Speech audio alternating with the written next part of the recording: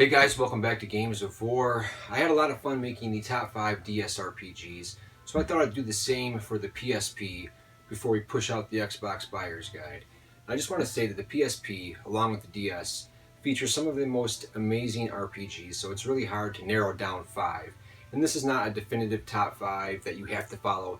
This is just my own personal 5 favorite, and as always I'll include some honorable mentions. So thank you guys for watching, and here we go.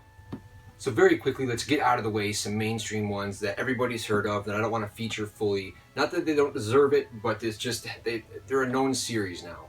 A few years ago, maybe 5, you couldn't say that about the Ys series. They've definitely kind of flourished recently, become more popular, more awareness, and that's a great thing. The PSP is home to some amazing Ys games. We've got the exclusive Ys 7, books 1 and 2, and then Oath and Felgen, kind of a remake. And you've also got a PS2 port, Ark of Nepishtim. These are fantastic action RPGs, very fast-paced, great stories, amazing soundtracks. Fans of action RPGs that don't like turn-based battle systems, that are fans of great stories, fantastic locations, characters, you definitely can't go wrong with the Ys games. They're a staple of the genre, and they're highly recommended. They've got a great home here on the PSP. Another series, real quick, that's seen a bit of a resurgence is the Legend of Heroes series. Trails in the Sky being very successful, continuing on the Vita to this day in PS3. There's 3 originals as well. There's Tear of Vermilion, Prophecy of the Moonlit Witch, and Song of the Ocean. Now these weren't done by the A team, if you will. They were done by another team that kind of localized it. There's some script issues, and these aren't the most exciting RPGs. Trails in the Sky is fantastic. Traditional RPG with some kind of Persona-light school elements in there, but overall, a huge RPG that'll keep you busy for a long time. These here have some errors, and they're not quite as polished as the Legend of Heroes newer games, but still really solid 50 to 60, traditional as they come, bare bones RPGs, with some pretty interesting stories and great graphics on the handheld. So if you're into traditional RPGs, definitely don't ignore or pass up the Legend of Heroes games. Some more honorable mentions that I want to get out of the way real quick. Not that they don't deserve more time, but these are more well-known RPGs from a big publisher, developer that most people know of because they're toply rated, and anytime RPGs come up on the PSP, these are some of the first ones mentioned. First up, the Star Ocean games. These are amazing RPGs, some of my favorite on the system. It's a well-known series, still going to this day, very popular. The First Departure being exclusive on the PSP, the only way to play this in English in America, I'm pretty certain still. These are kind of like Tales of RPGs where they've got an action battle system, so think like a beat 'em up, with the rest being traditional RPGs, towns, overworlds, great stories, great cutscenes. Absolutely love the Star Ocean games on the PSP. Fans of Final Fantasy have a lot to love on the PSP. We've got ports of 1 and 2 that are remade with excellent hand-drawn graphics. A beautiful remake of 4. This is the complete collection. It's got the After Years and a few other extras. Not 3D like the DS version, but a great hand-drawn style. We've got Dissidia, which is a great fighting game featuring all of the Final Fantasy characters. And then Crisis Core, a continuation of Final Fantasy VII. The Valkyria Profile Lenneth. This is an amazing kind of remake rendition of the PS1 classic that's getting pretty damn expensive. And the phenomenal Tactics Ogre. Man, this RPG will take up years of your life. It's so in-depth and so much strategy. This is a top quality production on the PSP. Don't miss this one if you're into strategy RPGs. It gets kind of overshadowed. I know a lot of people know about Tactics Ogre, but man, this will keep you busy. It's got very deep storylines and choices to make. This is an amazing tactical RPG. So coming in at number 5, we have got Blade Dancer and Dragoneer's Aria. Now I included Blade Dancer because this was the first game that I played, and it was the game that was completed first by the same team. Now Blade Dancer was a really ambitious RPG for the time on the PSP. I'd never really played a fully 3D exploration-based RPG where you could go in this huge 3D world on a handheld. It was pretty epic stuff back then. It was really well done, a little heavy on the crafting, but overall I thought it was a really well done RPG. A few things aside, but the game that I really fell quite in love with was Dragoneer's Aria. And the team themselves even said that they took all the mistakes and trials and tribulations learned making Blade Dancer and applied it to Dragoneer's Aria. And it's a shame that this game, I just don't think it got a fair shake from critics, man. It did get some positive reviews, but it's got a really cool story involving dragoons and dragoneers, and you are this student who is now out into the world, and you are a dragoon, and you're trying to take down this black dragon who kind of ambushed the ceremony and took out or wounded the water dragon. There's 6 dragons that keep the world safe. And in the process, you are going to hunt this dragon down. I enjoyed the battle system immensely. It was a really cool turn-based system where you could equip these dragon orbs, and then you could do these combos.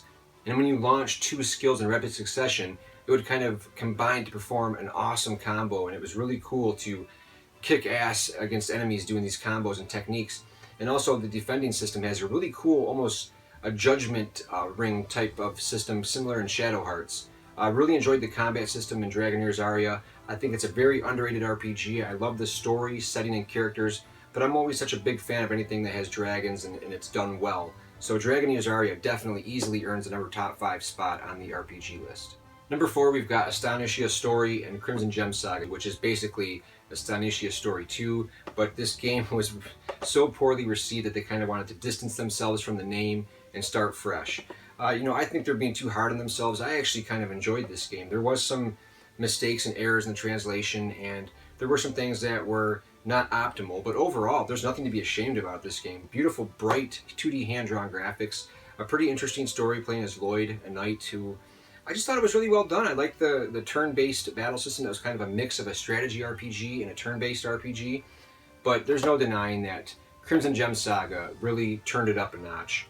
You playing as a young man who is trying to get to his graduation ceremony. He had like a hard night of partying the night before and he's all out of it, which is kind of cliched at this point, but nonetheless, it works in this game. The characters are really well done. The writing is spectacular. I can't praise the hand-drawn visuals enough. The music is fantastic. I fell in love with the story, characters, setting. Overall, I thought it was an amazing game. The one problem I did have that I remember, because I finished this a long time ago, but it's stuck in my mind all this time. I'd really like to go back and play it again.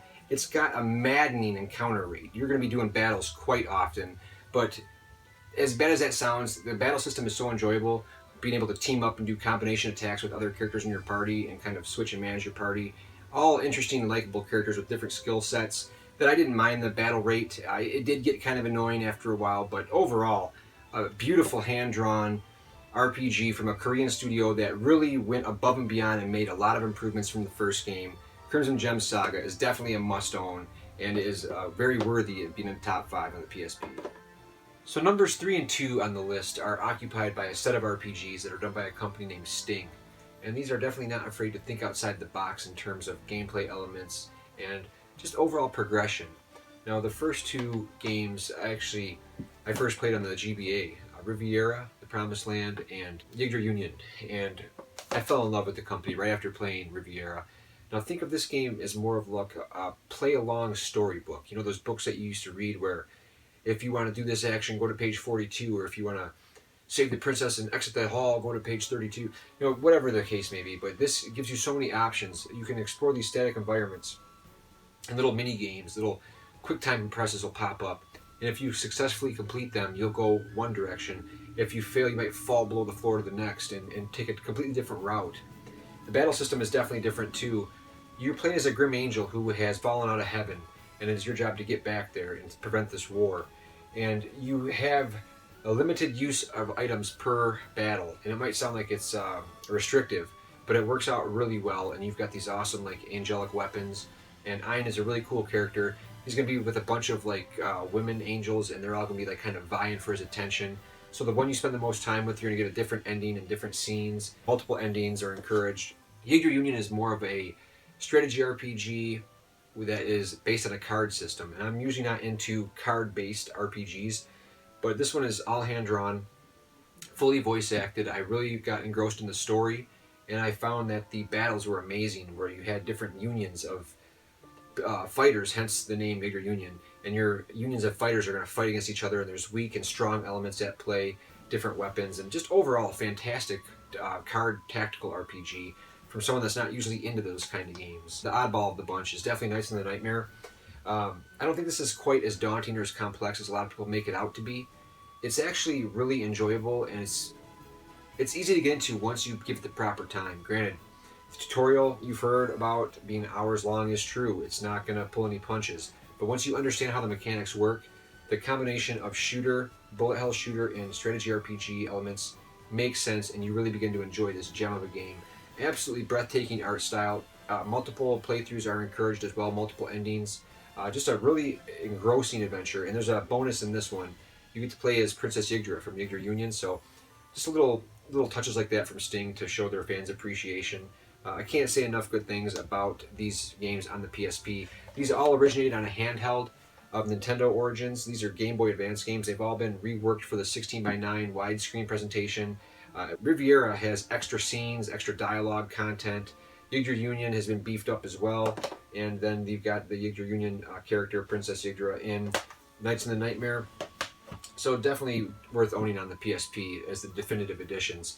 Now, Hexy's Force is the most traditional of the bunch. It's a RPG, turn-based, definite care, love, and attention to detail, and the character portraits and the artwork. Music is fantastic. This is a turn-based traditional RPG that has two different storylines. You play as the character I played with. I haven't beat both campaigns, but I played as a character named Levant, and he was like a knight, and he was trying to quell like a rebellion between man and beast men. I think it was a war that was breaking out, and it was a really in-depth storyline that really took itself seriously, and I really enjoyed what I played. And from what I've gathered, because I started off playing as the cleric, it's a girl, the other story, she's like real lazy, and somehow these stories like intertwine, so I really need to go back and finish the second tale. But it's a short game, shorter than most RPGs, so they can both be finished in a reasonable time for the complete story. And the epic animated cutscenes are, I love the animated cutscenes in this. Big production value from Sting here. A great RPG. The final one is Gungnir. Now this is a strategy RPG through and through with a strong emphasis on story once again. I really did enjoy this game. At first I was kind of writing it off like I didn't really care for it that much, but the more I got into it, it's from the makers of Knights of the Nightmare. Actually, it's got to grow on you. You've got to put some time into it. And once again, these multiple playthroughs are encouraged to get the full endings, and it's a really cool strategy RPG with a great battle system, very timing based, skill based, and I love the characters and story. So definitely, if you're a strategy RPG fan, you got to check out Gungnir. It's a really good game. It's got a lot to offer. And my favorite RPG on the PSP, number one spot, is definitely Lunar. It couldn't be any other game. Lunar on the Sega CD changed my life, my gaming life as a kid. The first game of its kind that I played, I just was captivated with the adventure from start to finish. Alex and his adventures of becoming a Dragon Master just completely took me to new grounds when it came to gaming. I just shut all outside life off and completed that game. And you know, the PlayStation port really disappointed me. Not due to it being a bad game, but just things that they had changed. I didn't care for the changes made in the storyline. I thought it didn't make sense why they needed to be changed. It was fine the first time around, and they changed the soundtrack. I wasn't as fan as like the Town of Berg theme and like a few other songs I wasn't a fan of. But the PSP remake is kind of based on the PS1 storyline wise, and it's got the cinemas. But they added a whole new prologue, and I really enjoyed the prologue because you're playing as the original four heroes. They're mentioned throughout the game constantly, and it's cool to see their side of things from the final battle in the beginning. And the redrawn graphics for in-town exploration and everything is just fantastic. So I think, in order of versions, because there's been a lot of versions of Lunar released over the years, I think the Sega CD original is the best, without a doubt, hands down. And the second best is definitely Lunar on the PSP. This is a really nice reworking of the original, and you know, I really enjoyed the little touches they've added to this. I absolutely love the in-game graphics. The load times are kind of annoying going in and out of like towns and shops in the towns, but overall, this is definitely my second favorite version. Everything looks great on the PSP. This is my favorite RPG of all time on the Sega CD, so there's no way that any other game could be number one. And this is a really nice port on the PSP for sure. So a few more honorable mentions before we leave off. Popola Croas. This is a really nice game that combines a couple of games, Popola Croas 1 and 2, that were on the PS1 in Japan. This is a game that is very lighthearted. It is very whimsical. It's got beautiful, kind of bright, almost watercolor pastel visuals, and it looks very nice in motion. Its story takes place around a young prince. His name is Pietro, and he thinks that his mother has been dead since he was a little kid. He finds out his mother has been alive. She's just been in a deep sleep. There's a curse on her by a witch out in the forest. And on this birthday, he goes to find out what the hell has been going on. His dad's been lying to him. He's devastated about that. And this is just sports some amazing anime cutscenes that look just gorgeous on the PSP. The battle system is actually pretty cool, a little stuttering here and there going in and out of battle, but the exploration is great. Prince Pietro is a great character. I love the world Popola Croas. This is a great game. Next up is Ets Eclipse, and this kind of reminds me, it takes me back to like my Dragon Force days in the Saturn. huge, massive military encounters. You've got troops filling the screen, a strategy RPG. The story in this game is really cool too. There's like 3 classes in this world. There's like the rich up at the top, the poorest at the bottom, middle class, and the interactions between the characters and different levels of poverty make for a really cool storyline and mechanic. I really enjoyed the strategy RPG battles. This is definitely my favorite of the kind of Idea Factory PSP titles in terms of strategy. Definitely check this one out. From the makers of Ys, we've got Guruman, and this isn't really an RPG in a sense, but it's an action RPG, and this is charming through and through. You play as a young girl who has, I believe her parents died, or she's been forced to move into her grandparents' house, and there's no kids in this town. And she's walking around, and she's like extremely lonely, and she sees a small hole in the wall and crawls through, and she's in monster land, and these monsters are in the middle of a war, and she sides up with some of the monsters, and they show her that she's like the key to saving them, and she finds this ancient drill, and it's got an awesome like action combat system. It's real time, and it's the platforming is spot on, and it's just so likable. The monster designs are very cute and original, and the girl's a great character, and I fell in love with Guruman. It's a great action game with some RPG elements. Definitely check this one out. It never gets enough love. An amazing game in Kingdom of Paradise, and in today's market, this just would not exist. They would not put this much effort into a smaller handheld RPG, fully voice acted, actual martial arts moves as the combat system, action-based, great combat system, combos, a really cool kind of outcast story about a guy that's been kicked out of his kung fu clan, and he's got to make his way back to his master and kind of get reinstated. A really great battle system. Down to the last couple of honorable mentions, because let's be honest, with the PSP, we could probably go on for another 45 minutes of honorable mentions. Jean d'Arc, I hate not putting in my top 5, but this game honestly shows up on so many people's top PSP RPG lists that I just wanted to give other games a chance. Not that this game doesn't deserve it once again. An amazing strategy RPG. Level 5 at this point in time was at the top of their game. Rogue Galaxy, Dark Cloud 2. This is right up there in quality. Amazing cinemas, beautiful characters and character development, and a well-told story. This has got production value that rivals many console RPGs. It's just that good. Jean d'Arc is one of the best strategy RPGs available on the PSP. A very original story and setting, and they really made this France and England battle shine. An amazing strategy RPG. Now, what do you get when you take one of the most successful shoot-'em-up series of all times, an R-Type, and then combine it with a strategy RPG? You get R-Type Command. Now, this is a successful merger of the shoot-'em-up genre and the tactical RPGs. Now, this is really well done. The Bido has always been the main enemy in the R-Type games, and they've always been light on story, so there's not a whole lot to work with. But what this does is put you in command of a fleet of ships. You've got all the power-ups you remember from the R-Type games throughout the years. You're able to level up your ships, customize them, and lead an all-out assault. And it is a lot of fun. A lot slower paced than a lot of strategy RPGs, but I love that outer space setting. The story is really cool. I love the gameplay. This is a great tactical RPG. And then finally, 2 games that I picked up maybe a year or 2 ago. These are like some of the last RPGs available for the PSP, sadly. Growlancer, which is a series that I've played many games in the past. Really enjoyed them on the PS2. This is Wayfarer of Time.